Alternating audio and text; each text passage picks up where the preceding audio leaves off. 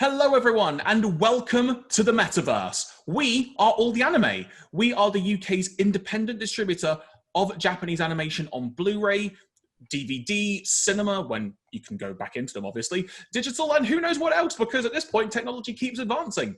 I am Jeremy Graves from All the Anime and I am joined by Andy Hanley, also from All the Anime. Hello everybody, pleasure to be here once again. Indeed, we have returned to the Metaverse, Andy. Yes, we have. Yeah, somehow they've let us back in. We thought we were gone for good, but here we are again. If you tuned into our panel during the previous Metaverse outing, first of all, thank you very much. It was great to see so many of you interacting in the chat room on YouTube, and also who have checked it out after the fact. Thank you so much for checking that out. That panel is probably going to be quite different to what we're going to bring you today, because on that panel, we spoke about a lot of our releases, which you can check out at alltheanime.com. You can also read more about at our blog, blog.alltheanime.com. And of course, if you want to find us on social media, be it on Instagram, Facebook, Twitter, and YouTube, simply search for the username All the Anime, and you can find details and previews of many of our upcoming releases. But Andy, I wanted to change things up today, and partly in a way that you have no idea what to expect, because, you know, sometimes that's when the fun really comes out. So what I have got is, with the help of a couple of my cohorts in our company, All the Anime, most notably Mr. Keith Copping, and some of you out there will know who he is, because he's one of our production managers who helps bring a lot of the releases, particularly Gundam releases, to you guys and to add them to your collection.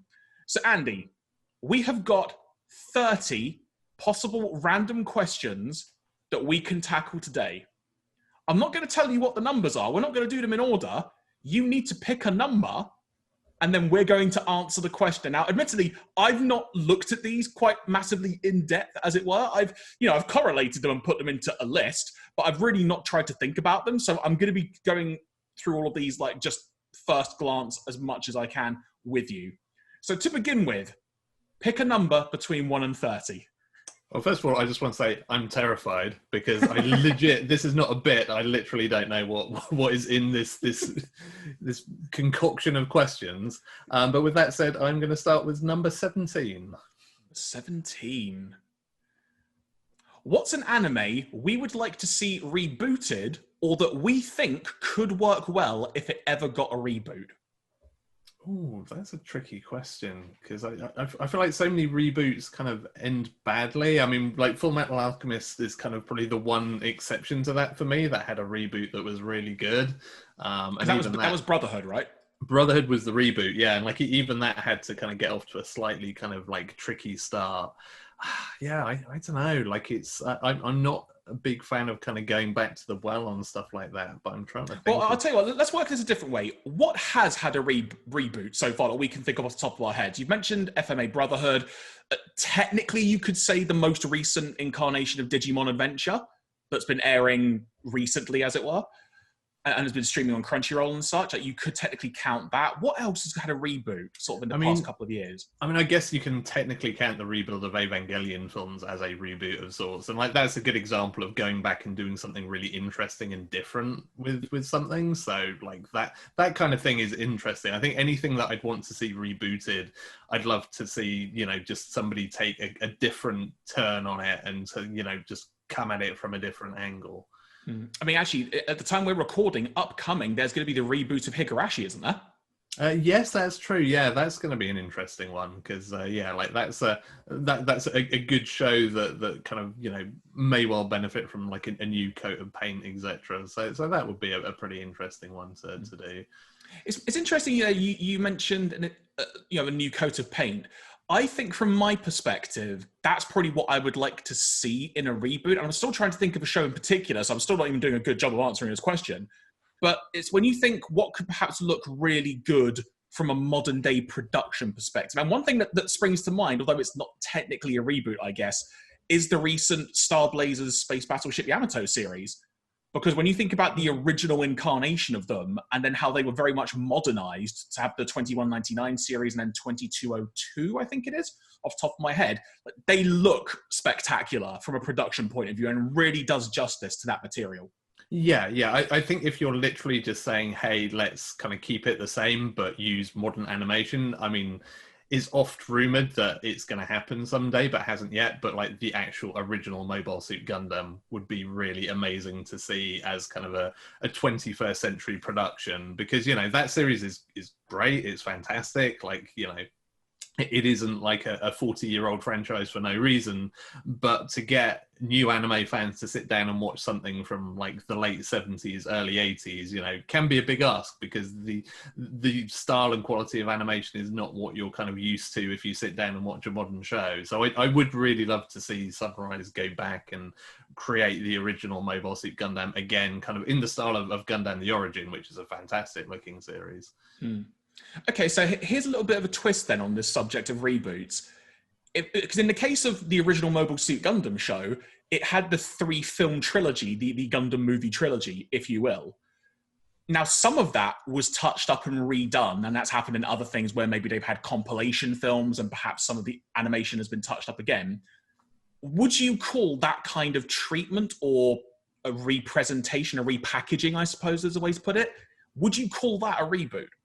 Yeah, I mean, I think so. I mean, I think that kind of counts. If you're going back from scratch and kind of remaking it, like, it's not effectively a reboot. It's kind of like in video game parlance, it's the difference between just porting something over and kind of, you know, remastering it, and, you know, actually changing things physically with how a game controls, etc., etc. Like, if you're going back and re-scripting it, then I think you're sort of counting that as a reboot in my mind. To actually try and not avoid answering the question, to try and give an answer, because I appreciate that's what I've not done so far, what I have been doing rather, I would probably think definitely something more of around, I guess, the early 2000s period. Like, there's that point in time where there are some titles. I mean, heck, I'll give this is actually giving my answer, but I'll use it as an example. Chrono Crusade. It's a show from like the early 2000s, which it's been released on DVD. We've released it on DVD. It's not just an opportunity to give it a cheap plug. There's actually a reason behind this answer.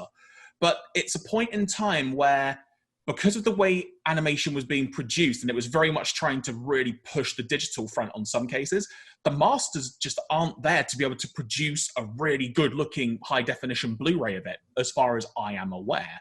Because I think there's only been one... Has there been a Blu-ray release of it somewhere, I think? I think it was just like an upscale. I want to say it may have been in mainland Europe somewhere. I'm sure there has been of Chrono Crusade, but possibly.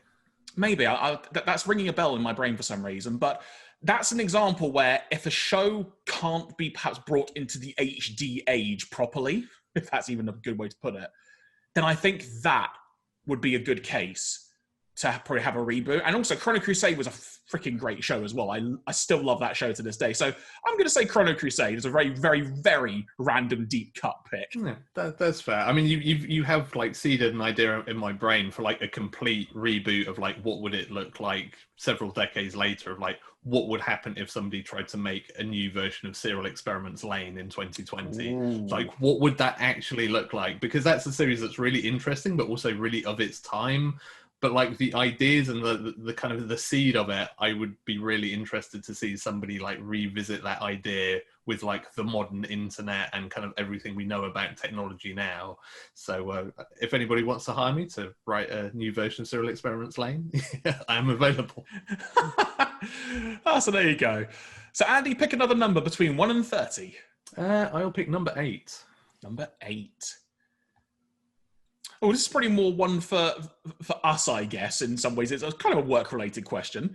So, what are the challenges of keeping engagement with our lovely fans when we can't do face-to-face events, be it at like an MCM Comic-Con or be it at a film festival and things like that?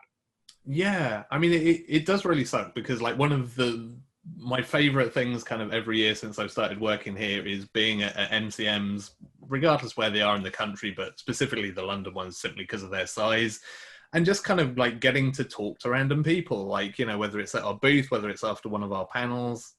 Like, it's really great to hear from people and hear like what they're excited about, you know, what they're enjoying at the moment. And it's a really good way of kind of, you know, just finding out, you know, what our fans and the people who buy our products want, and also just finding out like what they're into right now, because sometimes it's really easy, especially online, like you kind of get really into like a particular bubble of there's always a small subset that shout really loudly about certain shows, and it's easy to think like, oh, they're the popular shows because that's all I'm seeing in my Twitter timeline, etc., etc. And often when you go to like an MCM or a Comic-Con or a convention of any kind, you suddenly remember that there's this whole kind of anime fan base that's sort of outside of that kind of particular bubble that often have very different kind of, opinions, very different favorite shows. And so it's really interesting to see that kind of like, huge, that kind of broader pot of interest and fandom that I think, I think that's one thing that I'm really missing is, you don't get to speak to some of those people that you often only otherwise get to engage with at events. Yeah, getting that perspective from just speaking to so many people, it can be, too many thoughts, one me. Let me try and get one out at a time here. That'd be helpful. But yeah, from the point of view of just hearing from people of what they're into and perhaps seeing all the cosplay as well, because that's also a really big indicator as to what is popular. I still remember when Attack on Titan was first airing, and that thing must have been 7 or 8 episodes deep by the time I think it was like an MCM October rolled around or something. And it was just, the entire floor was just filled with Attack on Titan cosplay. It was insane how big that got. Obviously an easy indicator, it's freaking popular. But there is that element of you can actually talk to people and gauge why they're into something. And sometimes that's what you just can't gauge with discussions online, is the why element of it. You can know that people are fans of it, but what is it that's drawing people in? Because then from there, you can then suggest other things that they may be into or they may like or may want to check out. That's partly what we've been doing at so many events over the years. Is it's an opportunity for us to actually suggest, you like this, you may like that as well. And that aspect of it. Yeah, absolutely. And then, of course, we also miss being up on stage for panels where we get people to, cause controversy about pizza and soft drinks. So, all of that has been laid to waste this year, which is a real loss. Yeah, another big part that I miss as well is how, for me, at this point in time, like, again, we're sort of focusing more on the MCM London events specifically because they're kind of the big hub events of the year. But going to Birmingham, Manchester, all those events is really, really good fun. And I really enjoy doing it. But there is something about when London happens twice a year, it really does feel like a destination event. It feels like things are building up to it.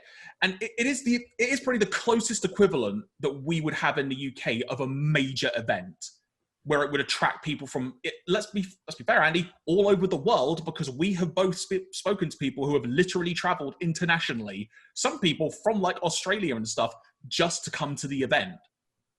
And having that destination, that thing that people are really excited about, that is probably one of the big elements I'm really missing at the moment of not being able to actually go to an event.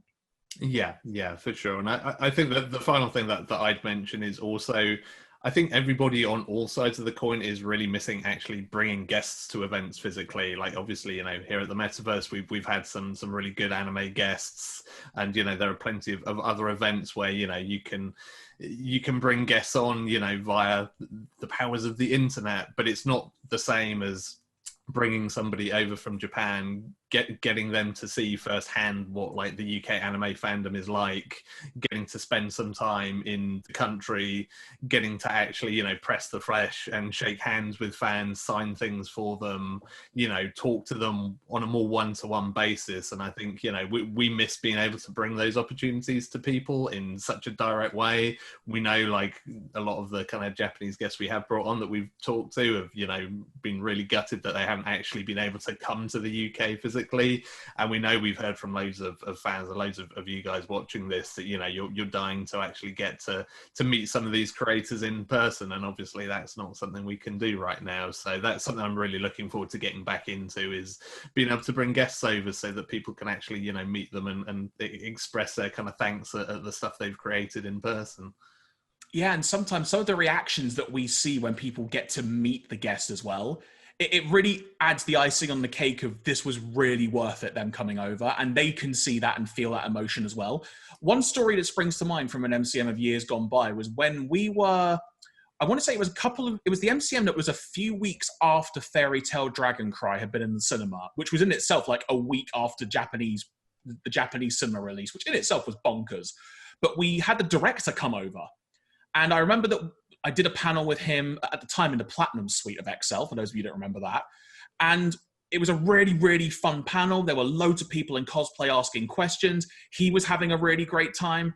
And then we went down to our All the Anime booth where we had like a sort of photo op area and people could get a photo with the director with this big backdrop and stuff that we had. And there was a guy that came up and just said, like, hey, do you mind if I just sort of show him something? And it was like well, what? It's a bit of an awkward moment. And he just said, look, I've got a massive tattoo on my arm of Fairy Tail and I want to show him. It's like, yeah, go on, show him by all means. And I made sure to snap a couple of pictures of it. I might see if I could try and find them actually, because I'm not been able to dig them out in quite a while. But I just remember he pulled up his sleeve in front of him and the director's face was just a picture. Like he never expected someone to have a full-blown tattoo just like that on his arm. And it really added that extra personal touch, like you've just mentioned, Andy, about the director being able to experience, or the guest, I should say, being able to experience the love that the UK audience brings, but also the appreciation and just everything in between. And that to me is always a prime example of why it really, really sucks that, you know, we can't attend events at the moment and we can't have those special moments like that. Yeah, and we have so many stories like that. Like every guest we brought, whether it's, you know, cosplayers who have, you know, really gone the extra mile to kind of recreate their favorite characters, people, you know, who've done their own kind of fan art or artwork, and you know, and people who simply just come up and say, hey, like, you've inspired me to create stuff myself. Like that's always the one that kind of like gets me right there, is like when people have actually seen somebody's work and said, hey, I want to do that too, and like actually gone out there and started, you know, creating their own artwork, writing their own stories, whatever. Like that's the thing I think that's kind of really the most precious thing of all, that, you know, it's actually inspired other people to, you know, follow certain career paths or whatever it may be. And in terms of like the challenges of keeping engagement with our lovely fans, it is a challenge because everyone literally is in a different place at this point, be it from personal standing, work, anything that's going on. You know, we can all relate to this. We all go through stuff. We've all got our own thing going on, but just trying to make sure that, you know, we're still about, and, you know, we still want to talk to you guys. We still want to hear from you and hear your opinions. And it's great. I mean, sometimes a lot of the messages I respond to are actually private messages that come through on our channels and such. And actually connecting with people that way, it still shows that, you know, we want to speak to people. And I think that has certainly been a challenge, but it's been one that's also been a uniquely, what's the word I'm trying to think of? It's been a unique challenge that I have tried to embrace because it is so different to normal. Yeah. I mean, I think that's all kind of anyone's been able to do with this. And yeah, you know, it's great that, you know, we've always tried to be very communicative as a company and very open to, you know, hearing your opinions, your thoughts, your questions. And so, yeah, we're obviously, you know, we maybe can't see you in person, but we're definitely still very much there on social media, etc. So, you know, never hesitate if you have something you want to know or something you want to ask us about. You know, we're always there at All the Anime on pretty much every channel to field your questions. And with that being said, Andy, we're fast approaching the 10-minute mark. This has been great fun, but man, does time fly. So pick another number between 1 and 30. Cool. I'm going to go for 26. Oh, going late in the field. Late. What was your first exposure to anime? So technically, I would say my first exposure to anime was the original Transformers cartoon, because I didn't know it was created, or certainly the first few seasons were animated by a Japanese company at the time. But as it turns out, they were all animated by Toei. So kind of, I had this sort of weird moment sort of later in my life when I was like, you know, why am I an anime fan? Like, you know, okay, like I used to watch cartoons as a kid, and suddenly it all kind of clicked together. It's like, oh, actually, I was kind of watching anime far younger than I realized. But in terms of my proper exposure to actual anime, if you want to call it that, it was actually Ghost in the Shell, like the original Mamoru Oshii Ghost in the Shell, which came off the back of The Matrix coming out in in cinemas, and that you know, when The Matrix blew up and kind of suddenly became this big thing, a guy that I was working with like kept telling me, it's like, oh yeah, like a lot of the imagery and so on in that film is kind of borrowed from Ghost in the Shell, like you should watch it if you've not seen it. And he kept going on and on about it, and I was like, yeah, I'll watch it someday, you know, hoping he'd forget about it because I had other things to do. And then one day he literally just turned up at work with the DVD, basically thrust it into my hands and said, I'm not taking that back until you watch it. So I kind of felt like, well, I guess I'd better. And so I went away, watched Ghost in the Shell. Everything about it blew me away, like the animation, the storytelling, just the ideas that it was kind of exploring as a film, which was just so different to, you know, Hollywood films and kind of the blockbuster stuff that I was sort of used to. And kind of it just kind of escalated from there, because then I went and watched Akira. Then I kind of like didn't really know where to go from there, because what do you do once you've watched like the 2 greatest anime films of all time? But then luckily I stumbled across Neon Genesis Evangelion, and then that was the point that made me realize, like, okay, anime is good. I need to watch a lot more anime. And then many years later, here I am. Hot take, anime is good. Yeah. Yeah, shocking headline, I know. So for me, I would agree with you on the Transformers aspect of it. I want to say as well that the Thundercats intro was done by Toei, or am I really pulling that out from somewhere? Probably true. Yeah, I'm not too sure, but yeah, I mean, that's the weird thing. A lot of 80s cartoons were, you know, the animation was outsourced to Japanese studios, and then of course there was a whole bunch of, you know, co-productions of, you know, Bell and Sebastian, etc., other things that sort of became iconic. So yeah, like a lot of what those of us of a certain age who were kind of grew up with cartoons in sort of the 80s in particular, I think watched a lot more Japanese animation than we actually realized. Yeah, but in terms of, so obviously those aside, at junior school, because where I grew up in North London, there was kind of a very big sort of just multicultural community, as it were. So we had people coming in from Japanese schools and stuff. And I remember someone who transferred into the school, and he was just like showing off some trading cards he had. And I vividly remember it was either a trading card of Vegeta or Piccolo from Dragon Ball Z. And I just looked at the image and I was just blown away. It looked like the coolest thing I'd ever seen. And he just said, oh, do you want it? And so I had that trading card, and God knows where it is now. But that was the first time I was like exposed to it. But in terms of actually seeing an anime, the first one was New Dominion Tank Police, Act 9 specifically. Because I went around my mum went around to visit a friend. I hung out, you know, when you have the two sons hang out, as it were. And he was watching some anime, and he said, do you want to watch this thing with me? I said, yeah, sure. And he popped in New Dominion Tank Police, and everything changed. That was my first exposure to anime. I ended up going into HMV to buy like the old VHS tapes where it's like one episode of tape and stuff like that, really kind of showing my age a little bit here. But that's how I fell in love with it. And that was also at a time where I just blind bought a lot of stuff. I didn't necessarily know what was going to be good. You just had to take it from the packaging. Yeah, for sure. Yeah, it's really interesting because, yeah, like, you know, we're talking about this as people of a certain age, and I'm sure we probably have multiple generations in the chat right now who all have very different experiences of like what their first anime was. I mean, I suspect stuff like Dragon Ball Z is probably a constant at this point across multiple generations, but I mean, it's like recently, you know, they've announced there's a new novel in the Melancholy of Haruhi Suzumiya series, and, you know, I've legitimately seen like a generation of fans who are like, what's Haruhi Suzumiya? Like, I'm not, you know, because they've grown up in fandom after the point where that was a massive thing. And it's kind of quite strange that, you know, things that seem like they're going to be, you know, the big gateway to anime forever, you know, maybe aren't now for kind of younger generations of fans who are, you know, have come into fandom from Tokyo Ghoul or Attack on Titan, or, you know, maybe even things later than that now. So Andy, this is really just flown by this panel. So I guess we've got time for one more at the rate it's going. So pick another number between 1 and 30. I'm going to go low. I'm going to go number 3. Number 3. Oh, okay. Oh no, what have I done? All it simply says is anime confessions. Okay, well, so I can go with this.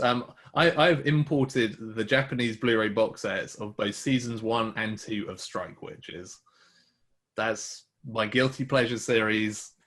You know, it's fan service a go-go, but like I legitimately think those first 2 seasons of Strike Witches are also really good and have good storytelling. And I spent an inconceivable amount of money bringing in the Japanese import Blu-ray boxes, which have some really nice art books in them, by the way. I mean, there are so many random things I can mention, but in terms of like what's a confession, because that's like a bold word, confession. So I guess I can make it a sort of a random thing relating to what you said in terms of ordering stuff from Japan, because you know how you get like the blind box figures? And there was a point in time where I was far too into those. Like I was determined to get all of them from like a collection of stuff. I've got so many like One Piece figures like in my mum's house, just like waiting in boxes, because I bought like a whole box load of them, just got them imported and stuff. And I think at one point I maybe spent a couple of £100 just buying like just crates, if you will, like of like 8 or 10 packs just to try and get the whole set of something. But then it also got to a point where, depending on the figure I was trying to get, like, because there were some shops in London, like comic book shops, where they would also stock them.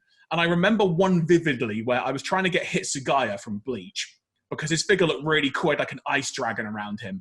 And I was literally in the shop weighing packages, trying to figure out which was the heaviest. And that's kind of the level of like ridiculousness, I guess, I went to. That said, I did get him first time, so I must have done something right. But yeah, I have gone to some obscene lengths just to get so many of those blind box figures. That said, never again. Yeah, you see, I think that's in a way it's even worse now with all of the kind of mobile games that are that anime related, because you kind of do the same thing, but you're not even getting a physical product. Like, you know, I guess if we're going in that direction with Confessions, you know, I've spent a bunch of money on the Love Live mobile game, you know, just because I want to get my ultra rare Mackie or whatever. How much, mate? Come on. I legitimately couldn't tell you, because I mean, that game has been running for like 9 years now, and I've kind of been there from the very start. So I've not spent any money on it in ages at this point. But, you know, in the early days, I was putting money into it on a relatively regular basis. So I wouldn't even dare to think how much I spent overall. But it's like, you know... So to try and sort of not just pin you on a number here, but to try and sort of get a bit deeper, are we talking like hundreds, plural? Do you reckon? Or not that bad? No, it'd probably worse than that, to be honest. over a period of years, you know, you're probably talking 4 figures, quite frankly. So yeah, and then it's like, yeah, you're not getting anything physical out of it. Like the game could shut down at some point, but that is very much like the blind box spirit of like, you know, I want these things, and like, hey, they make your team better, they give you a better score when you're playing the game, but also, you know, you're not getting anything physical out of it. So probably, you know, I suspect there'll be some people in the chat who will understand the gacha pain from whatever mobile games they play, but yeah, that's definitely, you know, probably not one of my better life choices, let's say. My shelf would disagree as well with my choices. But folks, on that note, we are going to wrap up. This has flown by for us, and I hope you guys have enjoyed it. Make sure you follow us on All the Anime, be that on Twitter, Instagram, YouTube, and Facebook. Check out our website, alltheanime.com. Make sure you visit our shop at alltheanime.com. You can see so much anime that is coming out. I'm not even going to try and generalize it. That's just the way it goes. But from myself, Jeremy Graves, from him, Andy Hanley, we've been All the Anime, signing out, and enjoy your metaverse.